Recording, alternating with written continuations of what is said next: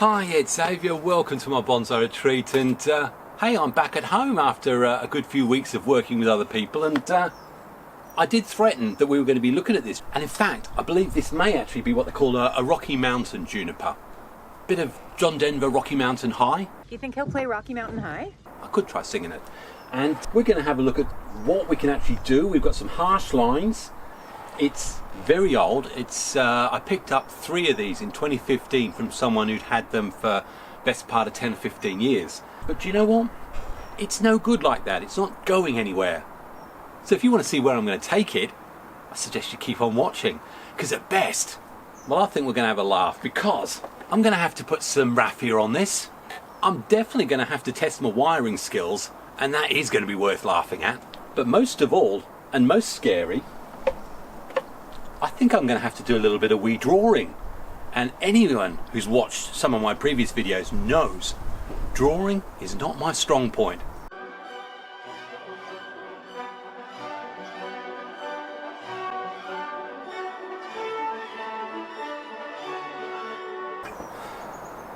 Hiya, it's Xavier. I've got the shadows streaking across my face, which probably makes me look pretty debonair and handsome actually. I am now trying to do a little bit of sketching on this Rocky Mountain Juniper. I've decided one thing. It is certainly not going to stay in this format. We've got a branch that's here, that's very, very straight. I'm going to put some raffia on that and just see if I can put a bit of movement into it. I can't really do anything about this. Sometimes you've got to look at what you've got and say, you know what? If I try and bend anything, the only thing I can do is split it. I'm not going to do that today, so I'm going to be working more on this one. There's definitely some movement I can put in these. I've been looking at some diagrams and sketching and thinking about what I can do, and you'll notice that's a blank sheet of paper. That's because I'm just no good at drawing. But what I am thinking is, do I look at putting it over and developing as a semi-cascade, wire some of these branches down, and try and get the angle just right so we can see the deadwood and shari areas in here, lessen the impact of the angle that's here, and perhaps bring that even further down and around. Now that is pretty strong, but I'm going to give it a go. So first of all, let's get some raffia on that. Oh, and yes, that's the Juniper Police. They know I'm about to do something horrible to this, and they want to stop me. We don't bend our junipers and pines too often because no one really wants to be putting raffia on there. And I think those of you who watched Tony of Tony's Bonsai, God rest his soul, know that his way around it was to use vet tape. But I find the raffia is brilliant. Unlike the vet tape, the raffia, you can actually reuse it. And all you need to do, as you see, it's in a bucket. It's been soaking overnight. And all I'm going to do now is to plait it, whatever, into strands. But literally, get your strands all together. And I've got 5 strands here. And you want to get nice, or maybe I'll have 4 strands actually. Yeah, there we go. Nice thick. And the whole idea of that is to basically give yourself some padding round the trunk, so that when you put the wire on and put some bends in there, it's not going to, well, it's going to lessen the impact of the wire biting in, but more of the point, it's actually going to give a little bit of extra support to that branch as you're bending it. Because when we bend, we're almost going to be listening for just the start of a crack, and that's when we stop. So I'm going to put a little granny knot at the end. Hopefully that will give me a nice long length. Now I'm probably going to make up maybe another 3 or 4 of these, just to make sure I've got enough to get me around the tree. Okay, well, I've had a pretty good look at this, and kept thinking, let's get it down as a semi-cascade or full cascade, but there was a real problem with that, and that's the movement that was already here with this branch here on the inside. Now, I had the chance, I could remove it, and then with half of that gone, potentially use this as a cascade down. But there's the other thing, is that it's an absolute stone bonker right angle. I've had a good sort of play around with it, so to speak, and I got cracking almost immediately as soon as I tried to do anything around there. whether I look at putting a brace in there or heavier rubber or even splitting it, I'm actually going to go back a step and say I had an idea to begin with. And looking somewhere in here probably, so we get to see the shari that's here and deadwood, and then potentially straighten that up a little bit more, bring branches down there, bring branches back down around there, and there's a lower one here, and actually try and get it into a more formal upright. So to do that I need to get the raffia on. That means I'm not bending here. Potentially I might do a bit of bending on this one, so I will start the raffia from this point here. Often the easy way, rather than having to tie it, in this case I can just loop that under using that as support, and then it's just about keeping the strands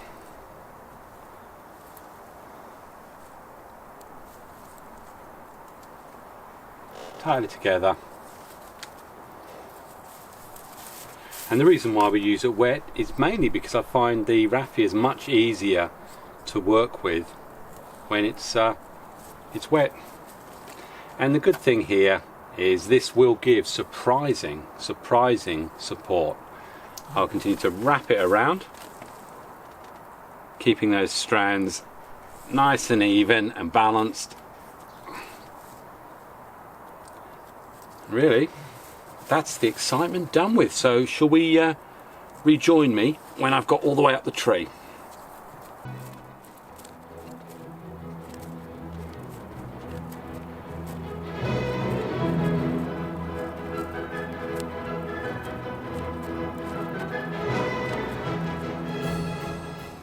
And when you are getting to the end of your piece, all you do is hook a new piece in under there,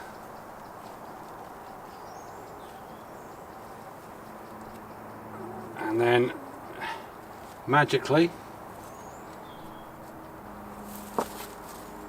it's just tucked in under the new bit that you've just put on. And in this case I'm going to be following it up this part of the tree, I think, and I'm going to need quite a few pieces of raffia to be fair. But as you see, this is only the third time I've applied raffia to a tree, and it's not a technically difficult thing to do. You just take your time, make sure your strands, you keep them supported and tight, and then the more bit is trying to get these tail ends out of the way. But I think you can see how it's done, and I'm going to keep working way up there. And when you've done all the way up, got a knot there, you can just cut that off. And then here, I've just tied underneath that branch again. And once the wire's on there, then I can neaten those up. I think that is a pretty decent raffia effort from someone who's done it 3 times. I'll just do the rest now. I don't know about anyone else who does raffia, and to be fair, I was the first one, probably wanted to avoid it. But the wire is going to be on for a very long time, so just thinking about where the branches are going to be so I can tie this off.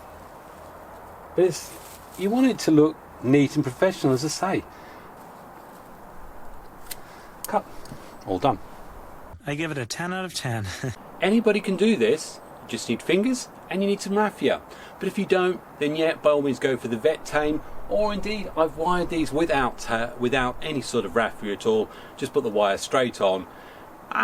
Yeah, they mark, but it's a juniper. We know what happens with the bark. It eventually works out all right. But I like it when I know I'm going to do some heavier bending in older wood. I just think it's an extra precaution. I love the tree. I'd hate to break it just because I skipped a step. So what is the next step? We now need to wire this one. And again, same principle. Slowly, remember, think about the direction you're going to be bending, because the direction you want to bend is the direction your coils are going to take. I've got my wire caddy, which has got wire all the way from 5mm down to 1mm. I will pick the appropriate thicknesses depending on the flexibility of the branch. People always say, how do I know which wire to use? Because in the end, this stuff's expensive. You don't want to be wasting rolls. I've seen many people say they just do the test there. If you can push the branch down without the wire folding, that's probably quite good. bottom line is, anything like this, I'm going to use a pretty tough aluminium. For those of you who have used copper or are thinking of using copper, then for something like a juniper, which it's going to be on for a while, you want it to hold, then copper, once it's in place, it actually hardens, so you lessen the risk of this, which is much softer, being pushed back out of position. Me, never use copper. I'll keep going with the aluminium, mainly because it's cheaper and I don't like green fingers. I haven't got a green thumb either. Is your thumb the only part of you that's green? So let's see if we can get some wire on. The good thing about this is we've got some good anchor points here that we can use. You need to spend as much time thinking about which branches you're going to wire to. You know, you don't want to go exactly opposite, so you want to make sure that they support each other properly and the coils are going to be going in the direction you want. Now, I'm sure you've heard the term pre-formed hook. That's all it is. All you've done is just put a hook there, and in this instance I'm just going to have it so it fits on there, and you just want to have it so it's neat enough, so tight enough to hold there, and then you'll be able to work your wire up and around. Just make sure you've got that hook on properly.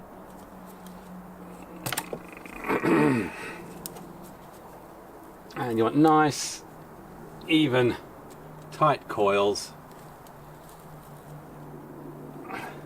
And I may need to put on a second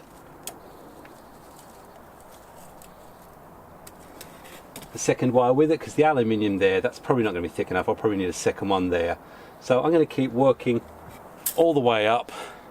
Try to keep your coils relatively even and just work your way tightly up the tree. Now there's no marks for good wiring, but I'll tell you this right now, and I've no shame in saying it, those coils are at different distances. Shoddy! And really that should be a bit further on. It's much better and neater and nicer for aesthetics as well, and for effective bending, to try and have those coils on a sort of 40 degrees, equal distance between them. So I might have to do a bit of adjustment, but that's the trouble with trying to do it on camera.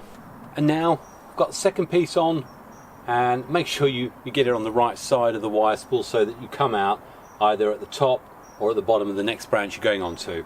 So I'm going from here and taking it and just doing a bit onto this, and then all I need to do is put wire up here.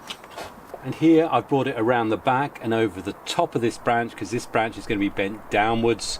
Obviously if I put wire underneath, then that's actually going to stop me bending it down. So let's just get those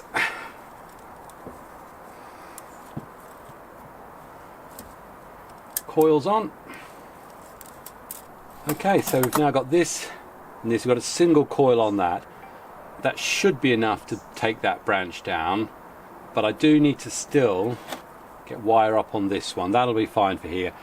How much bend I'll get on this, I really don't know. This bit here should need copper wire. I don't think that's going to be heavy enough. That's going to be the direction I'm going to be bending, and that's so it's in the direction of the wire. As I bend, the wire will actually tighten more onto the branch. I can already tell, probably needs to be thicker wire. I'll get a little bit out of this if I can, but I might also be able to use a guy wire. Big question, and it's a big debate lots of people have. I've tried to follow as best I can the coils like that. I like them to be close so they look neat. Can I just spread them equally across and up? Some people do. Different techniques, different styles. There's no right or wrong answer. This is more about how I like the look of the wire on a tree. So crack on as you will. The thing I'll say to you, it needs to be on the branch, and it needs to be tight on the branch, because it's got to be the support when you're actually going to start doing the bending that you want. So I'll have a look at that and we'll come back when I'm doing a bit of flexing. I hate it when he does that. Now all I'm really doing is just flexing. I want to try and get this branch down a bit more.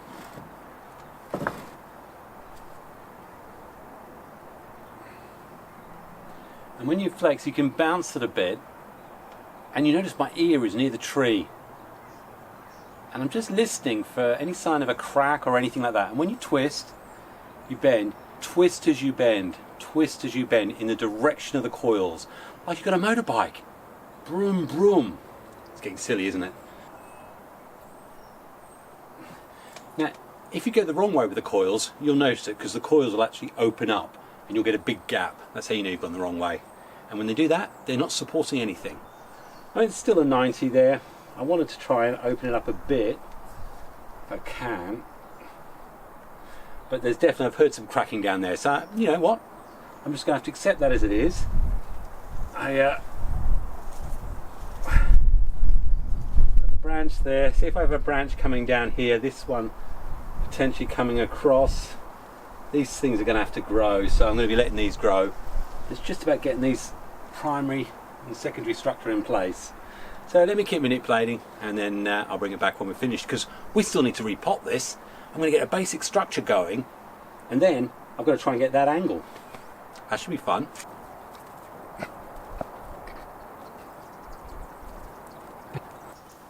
So when applying the wire around here, I'd have the choice of going from this branch, and immediately think, oh, I'll go straight onto this one. But of course that is the classic handlebar, and whatever you do to this will subsequently do that, so you'll get a rocking. So that means the choice from there was always going to be up to this middle one. And all I need to do now is here I've cleaned out the crotch growth, and I may actually have to decide there's a dead one here, so we'll get rid of that one. And there will be a choice between this one and this one. I quite like this one because there's lots of short stuff here, whereas here there's a longer one, but that could end up being a lower pad lower down, so I don't need to make a decision right now, so we'll keep that. Then we look here, again I'm going to be wiring along here, so we've got some growth in quite close which we want to get rid of. We've also got something well under there that's floppy. I'm just going to get rid of that now. I'm not going to wire much further than there, but that's just so I've got room to then gently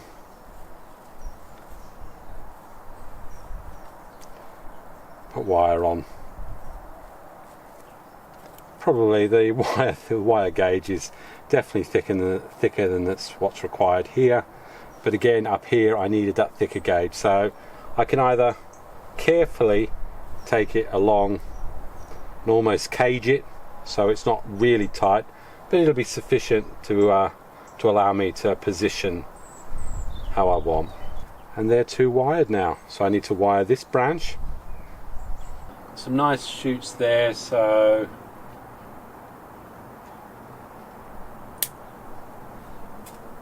just there. A little bit of layering down here. This will probably go, I think. Now, what I've learned already, and Jelle said to me, is at the moment I'm just trying to set structure.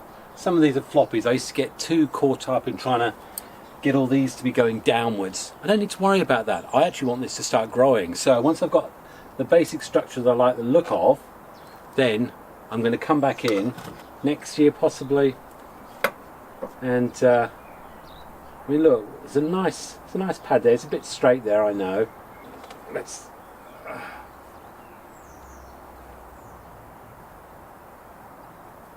I think the key thing I'm trying to do is I've already got material that has got some design issues down here that there's very little I can do about with my skill level. So what I am looking to try and do is to create pads that disguise or hide what's going on under here. So it's just whether I might drop this down a little bit lower. So I'm going to have a play around and see what fits best for this particular design. Maybe take that a little bit further round and then take that over. Yeah, so let me have a play. And this is the fun of it. You can be reasonably flexi-bendy with it until you get the position you want. Only one thing I'm going to do before you come back is I'm literally going to put a tension wire from there probably onto the back here, so it's not coming across front tree, and try and bring that branch, just tension it right down. It's very, very horizontal. I want to try and bring it down. So to do the tension, I've literally put some wire underneath one of those coils, and it's on the back here on the equivalent one of the dead wood, sitting on the back there, which means it's not actually going to scar the main trunk. All I need to do now, put my tightener in there and start slowly tensioning it and bringing it down. And again, the thing you're listening to or listening for. And just to help it, you can just try and do it yourself a little bit. You're always listening out for the crack. So already we've brought it down below the horizontal. You don't need to do it all in one go. I heard a slight creaking, which means the tissue's opening up. But what you want to happen is to let them heal over a bit, let the tissue try and do a bit more repair, and then maybe I'll tweak it down a little bit further. This is intermediate. It's going to need a good year's worth of growth once it's repot, and I'll just let it go out. But by getting this wiring in place on all the branches, what you're getting is the direction you want for those secondary branches. And then after that, when we're looking at this time next year, there'll be a lot of new growth, and then I can build the apex how I want it rather than laying it down. Because what I've done now is something called laying down, taking a straight branch and laid it down that way, and I'm reliant on stuff that's coming up there next year to be the actual form of my apex, and then I can slowly cut that back. That's how I'll build it, doing this option. Up till now, most of you will have seen that I tend to do clip and grow and literally wait for the things to be in the right position. So I thought I'd try it this way, which again, my good friend Ryan Horton does it ever so well. Let's see how I get on with it. So we just now need to finish this side. I'm not going to take off any more of the foliage. While there's foliage on there, means it's going to be taken in light, it's going to be feeding the roots. If I take off much more, then it means it's going to be a problem when I do the repot. Now the repot could be an issue in itself. I won't know until I dig in there, but I'm going to go for it. Okay, well, this got repotted in this about 4 years ago, so I know that because it's not tied down in the bottom. In terms of getting it out, I'm hoping I might just be able to lift it. We've got quite a nice mat of roots there, so it's looking reasonably healthy. What we really want to now is see how well we're going to be able to lay it over like that.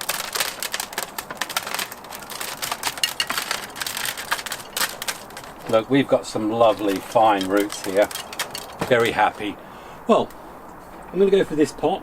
It's probably a little bit bigger than I'd want for the final design, but again, I'm looking for root growth. I want it to have space. I don't want to feel it getting cramped up in anything too small, but I've had this around for a little bit. It's not the most expensive pot, but I quite like it. So, what was the root system like? Because I've just discovered one thing.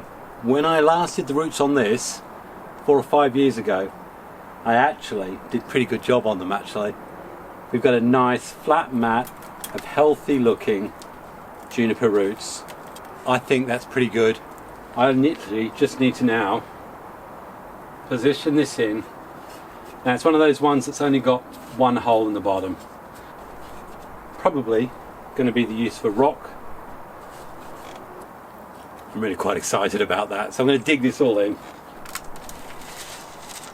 If anyone's asking, pumice, zeolite and akadama in a 30-30 split. Have looked at it from the back. There's probably potential for something in there as well actually. And again, huge thing, want to make sure all those lovely healthy roots are in contact with this beautiful pumice, and it's going to love the pumice, it really is. So I'll keep doing this, and probably you are going to find some sort of great hefty rock like this just to keep this in place. Okay, well, it's in the pot, I've got the rocks there, and I am so over the moon. This is my first proper full styling repot of a juniper since Jelle took me in hand with that little Itoyagawa. What was that, 4 weeks ago? Are you ready? Da-da-da-da-da-da. What do you think? I am absolutely over the moon. I've wired, I've done raffia, I've repotted. Yeah, we've got rocks in, and you know what? Quite like the rocks to be honest, but they won't stay there forever. Deep pot, eventually. Probably want to make that shallower, but for this, in the next 4 or 5 years it'll stay in this. That's going to fill it with lovely fibrous roots. You already saw that from the previous root prune I'd done on it 4 years ago. I'd obviously set up the basis for a good root structure. we already had lots of fine fibrous roots, no big knobbly ones. This thing is going to go from strength to strength. I am happy with the way the foliage pads are right now. I'm not going to go over picky. That's where I fell down last time. I kept trying to prune back bits that were dangling down. No, I've got the basic structure. Now what I need this tree to do is to be fertilised over the next 9-10 months, hopefully get through the winter all right, and put on lots and lots of new growth to tell me that it's really happy. So you tell me whether you think that's a thumbs up for my Rocky Mountain Juniper, full repot, restyle. I think that is probably a 10 out of 10 Rafia job. I even go so far as to suggest it looks a bit like a bonsai. You tell me in the comments, what do you think? Should I be beaming right across? I feel like I should. And if you think anyone, including the guys in the helicopter, would like to know more about wiring, Rafia, repotting juniper, it's all here. Hi, you want to come and have a look too? Well then, please, social media, send it out to the world. This is the one you want to see, I think, if you're a beginner, or even a bit more like me. So all that's got to be done, give this a really good watering, and then let it enjoy the full autumn light. It'll love it. If you want to see more about Rafia work, then I've got a video that you're going to love, because I think I go into more detail about doing the Rafia. There's the one I want you to have a look at. Tell me what you think about it. See if you can tell me if there's been any difference between then and now. Apart from that, enjoy life, big smiles, happy bonsai and God bless. Cheers.